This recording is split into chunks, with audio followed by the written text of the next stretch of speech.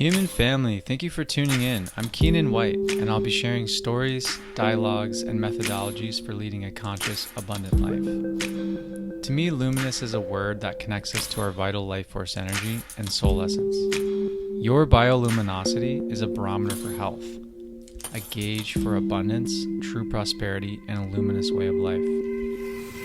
In this podcast, I hope you find a more effortless way of tuning into the wisdom of your body, soul, and spirit. We'll explore the many faces of medicine, creativity, and self-mastery as it evolves and spans into esoteric and ancient wisdom and modern paradigm shifts in consciousness. Welcome, everybody, to another episode of Luminous Possibilities. I'm here with Matt Sudowski. What's up, Matt? Hey, Keenan, how's it going, buddy? Good. It's great to have you on today. I'm excited to have this chat. You're a man full of wisdom, and it's gonna be a fun time sharing that, getting to Oh hear yeah, from you. oh yeah, absolutely. Thank you for having me. Really, just overly just honored, to be on this podcast with I know so many like-minded, conscious listeners out there, and just really excited to kind of dive into some areas that typically aren't talked about, but are also very common. So yeah, I'll give it back over to you, Keenan, and delighted to be your guest. Thank you, brother. All right. Well, I just want to say a few words about Matt and introduce him a little bit. He is the founder of an Ibogaine Healing Center. A clinical and spiritual approach to Ibogaine treatment offers a rare opportunity to effective and lasting substance detox. Even those who have struggled with addiction most of their life can benefit from this center. Matt and strategic partners have mastered the craft of administering Ibogaine safely, medically, and the practices tools and environment to truly reconnect with yourself. Matt is a recovery and wellness expert, and today we're going to discuss the healing powers of Ibogaine. This is an indole alkaloid with naturally occurring psychoactive elements that are some of the most powerful found in nature. We're going to discuss Matt's journey and what led him to this powerful plant medicine, and its notoriety of facilitating lasting sobriety by addressing core level issues, traumas, and unmet needs that have initiated patterns of addiction, distraction, or numbing, as opposed to Western detox treatment facilities that focus primarily on the physical detoxification of substances. Just knowing Matt personally, I can say this man is paving the way for an innovative future in treating addiction. Matt, what brought you to this world? How would you like to start off in terms of bringing us into a greater context of why you're here and creating this center? Yeah, it's I joined the party back in 1984. It was a great day. And and really what kind of, brought me to this, plant medicine work was, just as a, young child growing up in, Eastern United States of America. We had all the shiny, nice things on the outside, plenty of money, nice stable home. And, but when we got down to it, love was pretty scarce, or was connected to some type of agreement or some type of manipulation, and then when, you couple on there, depression and anxiety and PTSD and ADD and all of these, labels that equate to one thing being trauma, trauma in the body that's leading to emotional dysregulation. And, and that occurred. And, I remember in early adolescence, or actually mid adolescence, where, I ended up getting a kidney stone, and that was my really first introduction to painkillers and pain makers, because opiates do both. And it's that was my first introduction. I said, wow, like I feel at peace. I feel calm in my body. I feel like I'm at home now. I hope I can do this all the time. Obviously, that's not how things, worked out, but that really kind of triggered that awareness of like, okay, my normal baseline of how I'm feeling, that's not a regular emotional baseline. And it's literally me kind of using these substances to create new emotional baselines, to give me a point of contrast to where I've been at, to where I can go. And my thinking, wasn't on that plane, obviously, at that age. My thinking was more along the lines of, we're just trying to feel better. We're trying to feel better. We're trying to belong. We're trying to have some friends, and smoke some pot on Friday night at the football game, Right. you, you know, Basic. basic, yeah, basic adolescence. And it's, really normal, typical, high school type of behavior, for kids experimenting with substances and experimenting with their bodies, and that's part of the deal. And there's, another thing that really, compounded my trauma was, sexual abuse, that wasn't talked about, made the most impact. Because, from my understanding of being a person that has gone to the other side, of actually has acceptance and forgiveness, for the things that have happened, has been able to look at them as areas that have really created a lot of capacity and understanding for where other people are at and how to meet them there.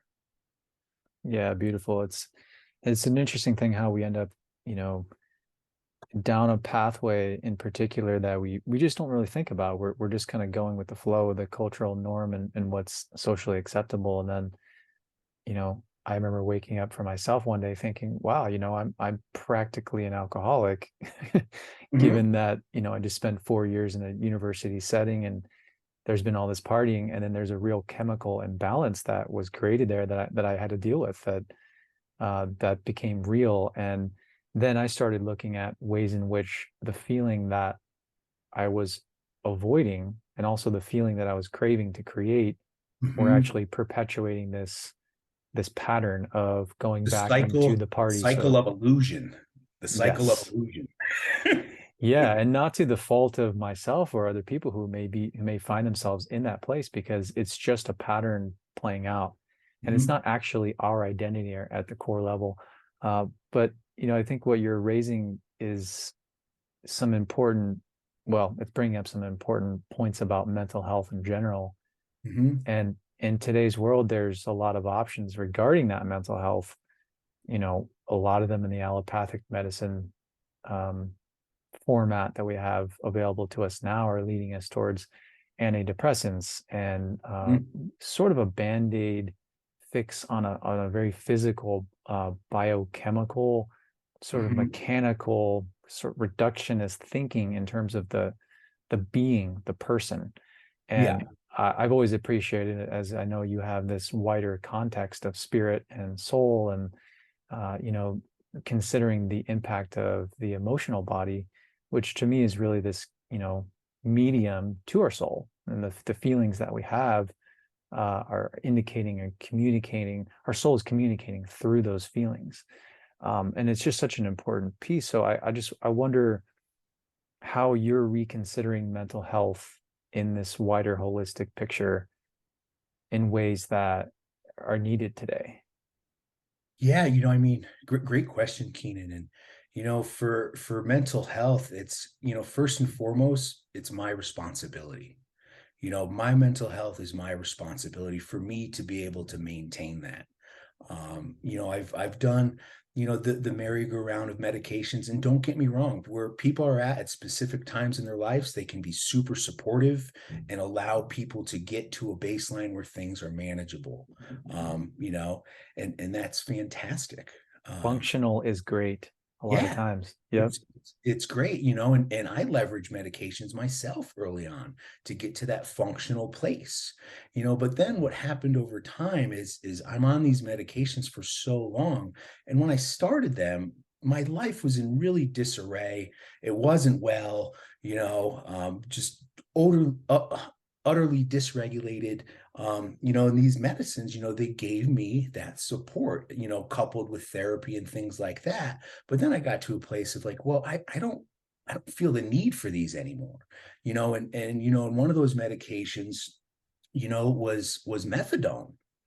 and it's a very powerful, opiate, very long acting opiate used for, people that have suffered with, opiate use disorder, and I was on this for, a number of years, and I would, expressed, to the doctor, how can I get off of this? Is there a way to get off of this? Because the withdrawals are awful. Like, they're terrible. I would not wish it on my worst enemy, and I had this discussion with the doctor, and there wasn't a really clear path for him. He said, well, we can taper you down, we can get you lower on the dose, and eventually try to get you off. But then, the more I read about it, I was like, well, there seems to be quite a bit of depression and anxiety, involved in this detox process. And I think I might end up, worse than before, Mm. and so lo and behold, I'm going through tapering down, attempting to get off it. I start to crave more opiates because my body's in withdrawal. It's used to that same amount, and what happened was I ended up relapsing. In my early 20s, and I ended up getting incarcerated, and was put into quite a predicament, because this is the first time I discovered that jails, at least in my state, did not give out methadone. Right.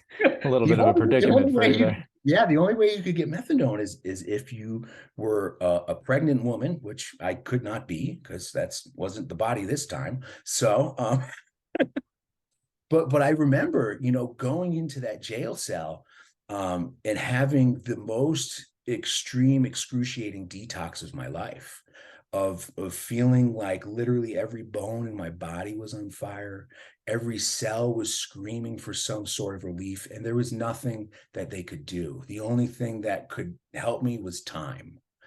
Really, like, that was it. It was an unbelievable situation, and eventually I got out of that.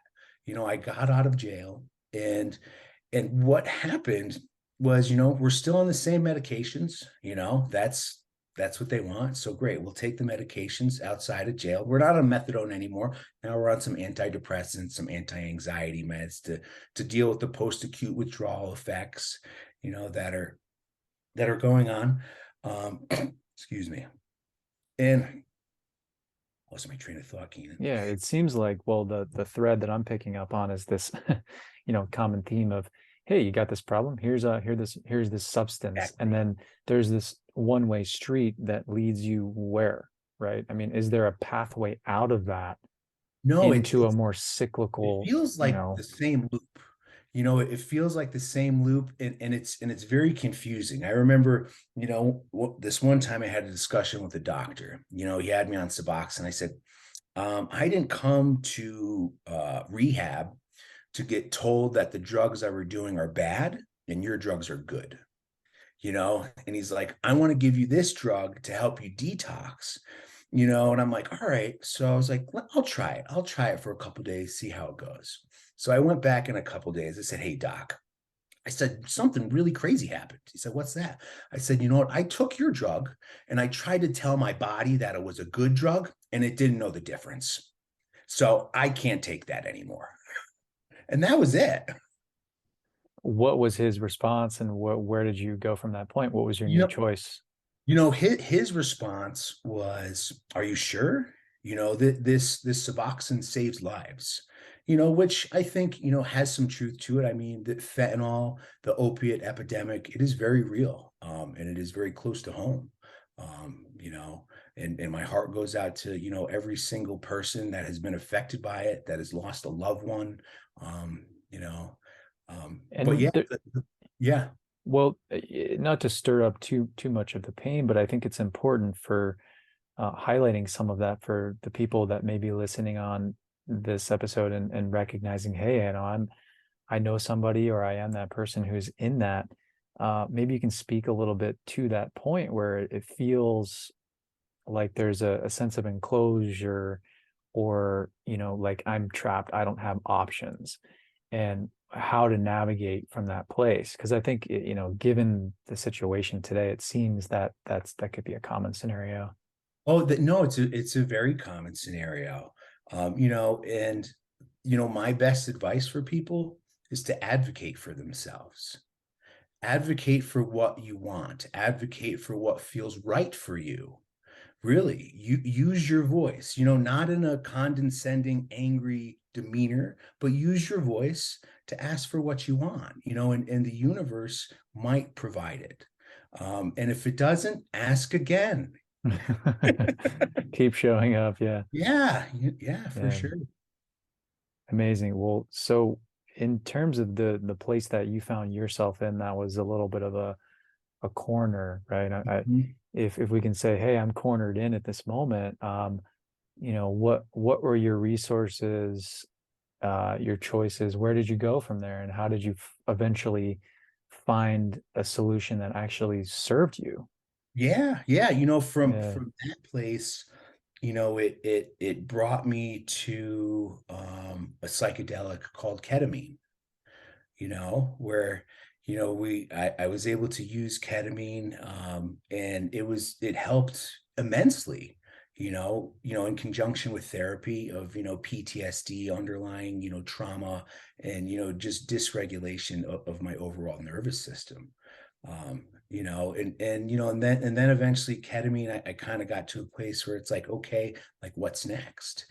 And because Hmm. it was lonely for me. It was still very isolating. Like, you sit in this room, it's very dissociative, very internal, and you have this experience, but you're not really connecting with other humans, and it's still very much, in a medical setting, and that helped me. But I remember, one specific night, I was standing in my backyard, and I'd taken a hit of LSD, and I was talking to my medium that had passed away, a few years back.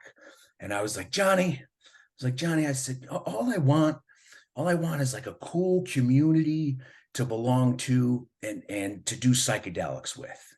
I threw it out there, That's where we met. yeah, that's exactly, where. And then 3 weeks later, I was there. I was there at my first journey.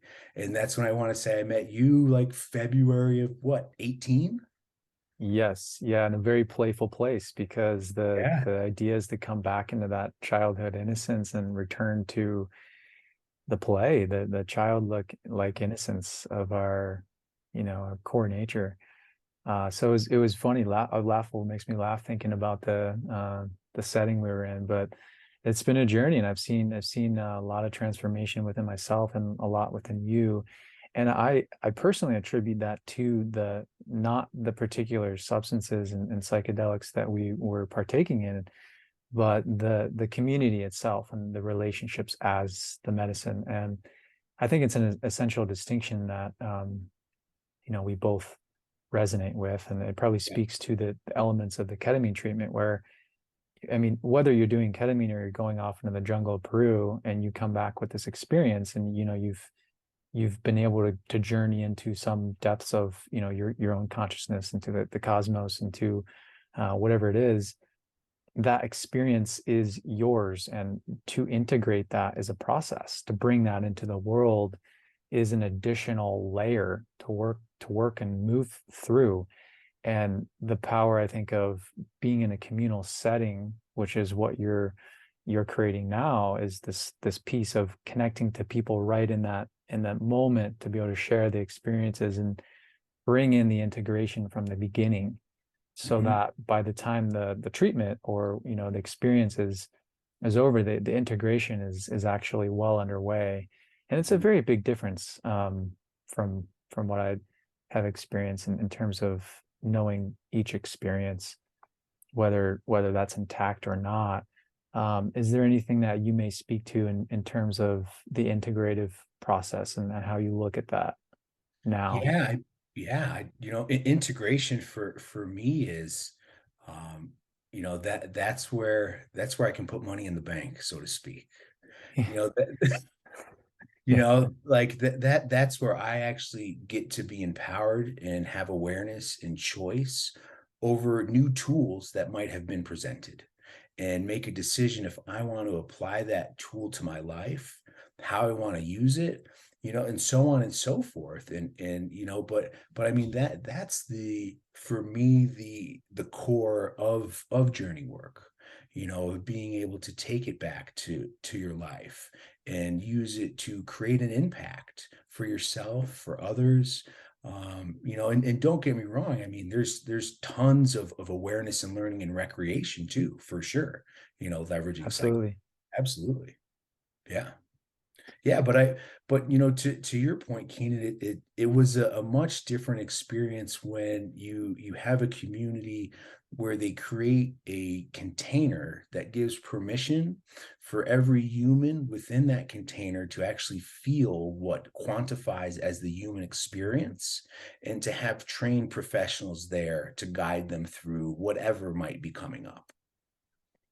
Yeah, and I think, I mean, what I feel into it, that, with that said, is the power of that nervous system to be able to reset in a powerful way. And if there's any measurement perhaps of our integration, I think it is that the the nervous system being able to reflect where we're at, right? It's always showing us, Mhm, how regulated we are. So to be able to have just the professional support, mhm, guidance, and then the peer component to that, plus the powerful methodology on a holistic view of a person, mhm, plus the substances that are having their own biochemical impacts, it's going to be a pretty powerful experience, mhm. particularly for people who are feeling pretty lost. Um, so what else goes into the picture of facilitation? If as you bring people into the center, how do you view your role as a facilitator or organizer Yeah. of the experience for people? Yeah, I mean, first and foremost, my main responsibility is everyone's safety. Making sure that I have a clear understanding of any medications that they might have been taking prior, making sure that, they have a clean EKG, making sure that lab work comes back well, making sure that we've gone over, um, essentially a root contract, because ibogaine and iboga, it's a interesting substance where it's one of the few psychedelics where it can give the person the option to leave their body permanently, where they'll no longer be living on this plane. And that's where it's very important to have a root contract to discuss with the client and a loved one and myself, that this might come up. And if it does, we are not giving permission to complete this process now. If this is something you feel that you need to do, you are to do it on your own terms. Um, and really that's how we phrase it, because we have to keep everybody safe, first and foremost, and comfortable, and because we have to create that container, to allow people to be vulnerable, so we can have discussions and look at some of the underlying issues that created the need to leverage substances to create emotional regulation on a regular basis. And in that process, it might be uncomfortable. It probably will be uncomfortable. But the one thing that I've learned the most through my recovery is that it takes a willingness to be uncomfortable to grow. I think of the seed that is buried in the darkness in the ground. It's got to be rather uncomfortable of what is pulling me up, where am I going? You're in the dark, and then one day there's the light. And it's Hmm. just, and you totally forget that you were ever in the dirt. Hmm. Yeah, Mhm. so little encouragement to lean into the discomfort. I mean, that is the edge, right, of Yeah. our growth. Yeah.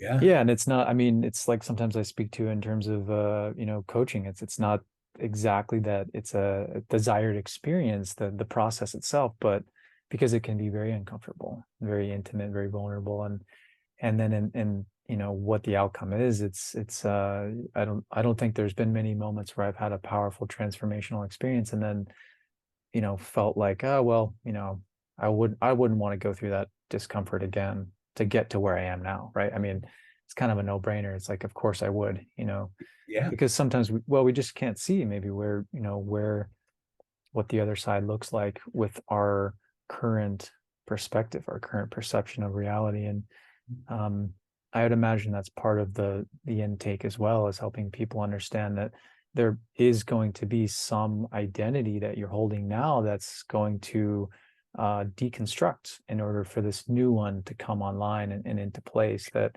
is going to have you feeling more agency, feeling more empowered, more connected to your heart and choice, and your will to create the life that you want to create, to embody more of that, which you are at your core level, which is likely why you may not be, you might be where you are in that addiction, is that, you know um, if you feel like you have to fit in to be someone else, or that this is who you are, if you identify with the emotion or the thought, then it can be very painful. Mhm. Um, Yeah.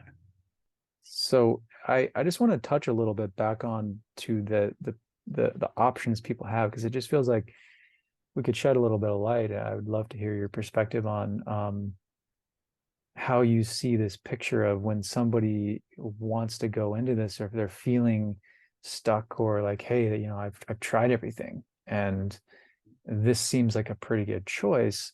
Before we even get to that place, I want to bring a little bit of more dialogue or focus into those substances that people do have options with. It just feels important. We mentioned ketamine, and we explored a little bit of that one. There's Yeah. probably other antidepressant options for people. Yeah. I mean, when you start to look at the spread of options that people have, what do you consider? What do you look at? And how does one navigate that space effectively or mindfully?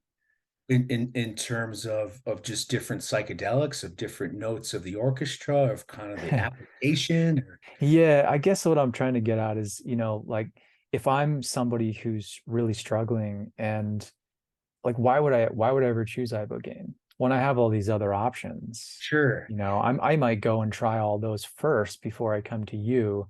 And I'm trying to get into the thinking of, what would support a person to choose one way or the other. Yeah, well, I think, well, a lot of discussions, that I have, people have typically gone down the path of trying, different, therapies and pharmaceutical therapies, and then we get to finally to Ibogaine. And for me personally, why I would choose Ibogaine, is it's it's the truth. It tells you the truth about who you are in a very simple way. I think as humans, we find a lot of comfort in complexity, in making very simple things very complex. And that's why within Ibogaine and Iboga, we have every participant write down questions that they're looking to answer, and we go over those questions, and we wait for the intuition to speak the answer.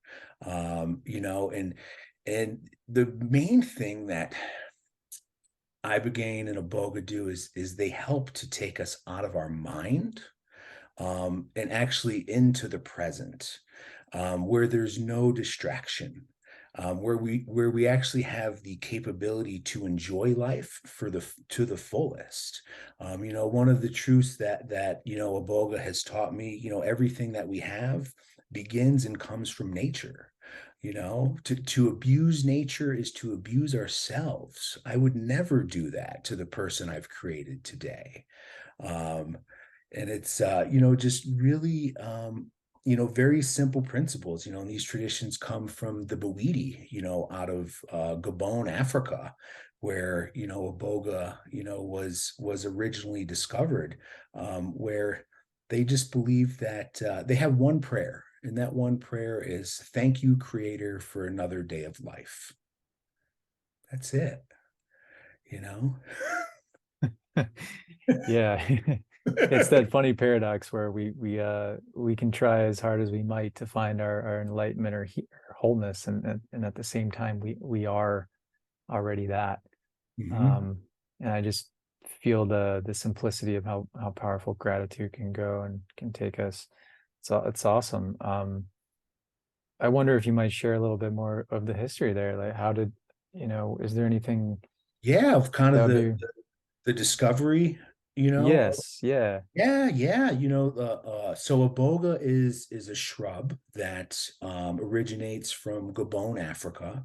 It was originally discovered by the pygmies, and they were medicine carriers of it for thousands of years. And as the story goes, that there was a young pygmy that was drinking palm wine all day, out checking his traps for food to bring back to his wife to make dinner, and it's getting he's checking all the traps. He's getting pretty drunk, and he keeps going around, and eventually he gets to the one of the last traps, and he sees this porcupine in this trap. So brings the porcupine home to his wife, and the wife starts preparing it for dinner, gets it ready for dinner, and it's cooked and ready. And here um here the husband is passed out, and the wife is hungry, so she's like, great, I'm gonna dig in, and shortly after, she starts having this psychedelic experience. And keep in mind, I mean, in a pygmy village, this is huge news. Like, nothing happens, everything is just very kind of predictable day to day. And so the morning comes, and she wakes up, and she tells her husband what happened, and he's concerned. He's like, "Does my wife lost her mind? Is she okay?" And so they get the whole tribe together. They get the chief there, the chief's wife. Everybody's gathered around, and they're talking. And they trace back to where he got this porcupine, and they look down at this iboga shrub, and they can see where this porcupine was eating the root bark off of it, and it had ingested it. So they go ahead, and they take a whole bunch of root bark back, and the chief has all the men there. He asks, he goes, is anybody going to volunteer to take this? They're all like, I nope, I don't want to do that. Yeah. Might Like, turn what it down also. are you crazy? Mm. You know, mm, mm. Draw some straws here. Yeah, yeah, pretty well. No, and then so he goes to all the women, and all the women, they're like, I don't want to do that. And finally, the chief's wife, she's like, I'll do it. So she went and started to work with it, and over time, these, like, iboga, actually, like, these traditions is what it's taught them. It's the iboga actually taught the Bawidi, showed them how to make the music that we play during ceremony. And it's very interesting. The music is actually meant to mimic the sounds of nature, to bring us back to ourselves, and to also distract the mind, and allow the medicine to work on the mind, body, and spirit. It just it For me, it's the most intelligent medicine that I've worked with, in the sense where I've had experiences where it would zero in on specific parts of my body, and spend more time working on it, healing, alleviating things. Um, um, so that's the story of kind of the discovery of iboga. The pygmies held on to it for thousands of years, till they finally um, um, gave it to the Bawidi tribe in Gabon, Africa. So, Mhm. I'm hoping to travel to Gabon in July of this year. So that's the goal. Nice. I'm sure you'll have some interesting stories and experiences to bring back from that one. Oh yeah, for sure. Yeah. So is there anything else that you feel impelled to mention about Iboga itself, and people wrapping their heads around, and their minds, their hearts, just getting a sense for what this is all about? Yeah, for iboga, I would say that you can't really compare it to another psychedelic. It's kind of, one of its own. If it calls to you, I encourage you, go follow it. Go listen to it. It's a, very powerful medicine, that has the ability to interrupt addictions. It's not going to cure you of an addiction, but it will interrupt it to the place where you can get a solid aftercare plan in place and a support system. And so long as you don't reintroduce that substance to your body, you have a really good chance of making it. And in the terms of addiction treatment, where the current status quo in the United States, if you're an opiate addict, they want to put you on maintenance therapy, where they put you on Suboxone. That's 50 times more addicting than morphine. And they Oh, don't tell people this, and the withdrawal is very long. Sometimes you're going through post-acute withdrawal depression, anxiety for sometimes 6 months to a year. And that's where, Ibogaine in Iboga can really shine, is it helps people skip over that part. And then we also have some other tools that we use in-house as well to help boost mood that are all natural. So beautifully said. And I wonder if you feel inclined or willing to speak to the primary action that it has that might help, you, me, and others reshape our understanding of medicine and what real medicinal properties and values are. mhm. So, So to yeah. you, what is it doing? How is it actually, supporting you? And Mhm. I know you spoke a little bit to this already about the simplicity of being able to, be where you are and then ask a question into, what question you may have to be able to receive the answer. I see that as part of it. Um, but for maybe the the scientifically skeptical mind, I'd be curious what you'd say. Of how what systems Boga is impacting within. Yeah, like how does a boga, how does it work? Yeah, great. So great, Yeah. great question. A boga, how does it work? Well, first of all, it's ingested orally. We'll take it either, root bark or capsule. When you ingest it, it puts your body into a state of ataxia. And what ataxia is, you lose some of your motor function. So it essentially feels like it's suspending your systems, your typical systems that are running, your nervous system kind of taking over and putting you in a different state of awareness. So you'll be laying there and we'll have an eye mask on, and that'll allow you to go, deeper within yourself. And during that, it's working on your brain. It's helping to actually reset your opiate, your mu receptors, back to you've been, as you've never used opiates. And that's why, I want to mention this. It's always very important to make sure that people have a very stable aftercare plan, because there have been instances, not with our facility, but with others, where people go home and they aren't aware that they have reset all of their receptor sites in their brain, and they go to take their normal dosage and then they overdose. Always, keep Hmm. that in mind. Very important Yeah, information there. Yeah. yeah, for sure. Um, And you that's a know, very powerful component to be able to reset the receptor as if there was no addiction. I mean, it seems like that is the key, one of the yeah. key points. Oh yeah. No, it's Yeah. really key. And and I've seen it work, personally in my life. I had times where you would definitely call my drinking alcoholic, and now after, sitting with, a boga, quite a few times, it just alcohol does not interest me. And alcohol, it's interesting that for me, I understand it as an opener.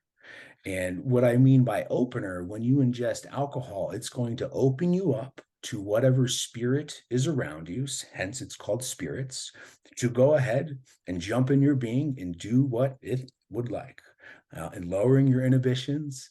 And for me, it's just been so freeing to be at social functions and to not feel like I need to do that to fit in, even though I don't want to, and to just be comfortable with it and being able to enjoy life.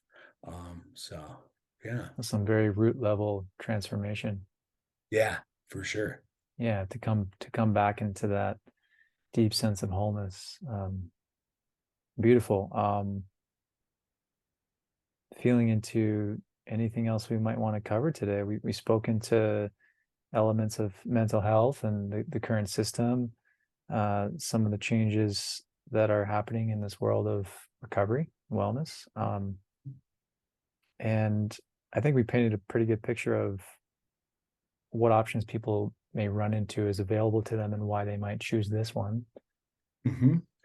Yeah, Is there anything yeah, else you'd like to mention? yeah, really, I'd like to mention that, when it comes to, talking with people that have been through trauma, that's my joy.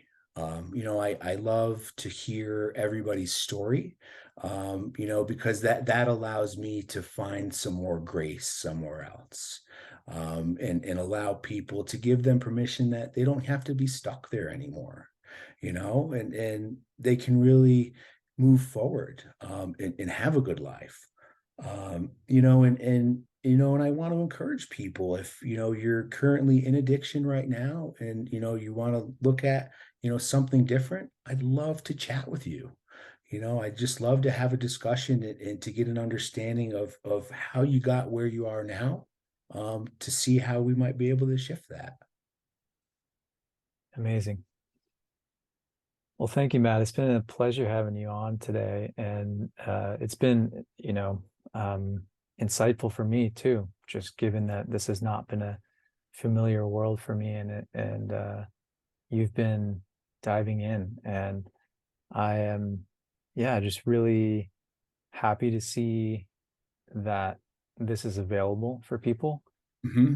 and that it's um, available in the hands of somebody who understands and has the experience to meet people where they're at, with a compassionate heart. And um, that's great.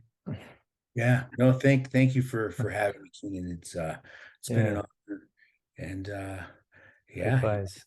yeah. All right, man. Well, thanks again. And if people want to reach out to you or get in touch with the center, I'll leave a link in there. Anything you want to mention about contacting you? Yeah, I mean, if people want to reach out to me, I mean, my number's right on the website. There's also, a contact us form, there, or you can shoot me an email at matt@ibogaine.io. All right, awesome. Thanks, Matt. Yeah, buddy.